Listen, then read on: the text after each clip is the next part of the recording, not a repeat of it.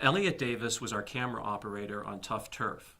And when we did the second unit, we couldn't call the French cinematographer that we had as our DP on first unit back because of cost and availability. He was French, and he was back in his home, France, and he was shooting another movie by the time we got to our inserts.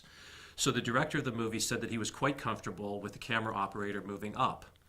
And we must have chosen well, because the man who shot our first unit on my vampire movie Vamp, Elliot Davis, was the man that Twilight called to shoot the vampire movie Twilight.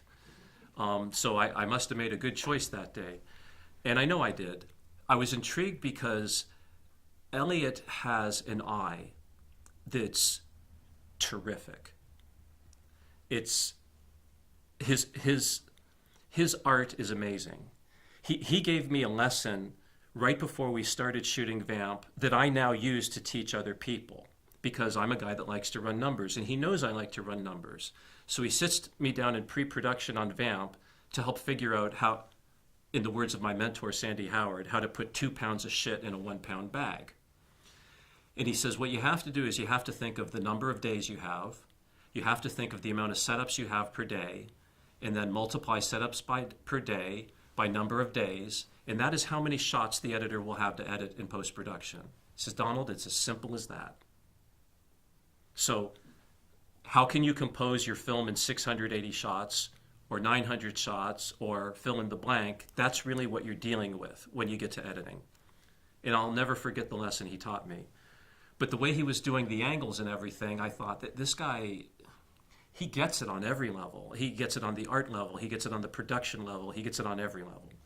So I want him to be our director of photography. I call them cinematographers.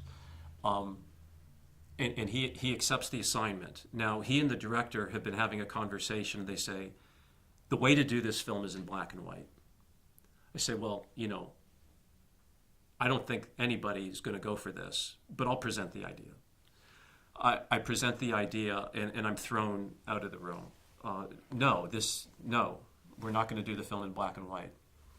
So Elliot's been thinking about it, and he says, well, all black and white really is a bi-chromatic presentation of light. He says, if you take a bright green and a magenta, you have another example of a bi-chromatic representation. He says, so they want color, let's give them color.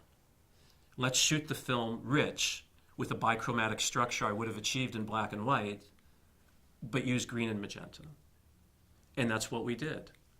When we did the cards at the screenings for the movies where they have the focus groups and everything, I learned a very peculiar thing. Those kinds of avant-garde decisions played like gangbusters to people under 30. People over 50 thought it was stupid.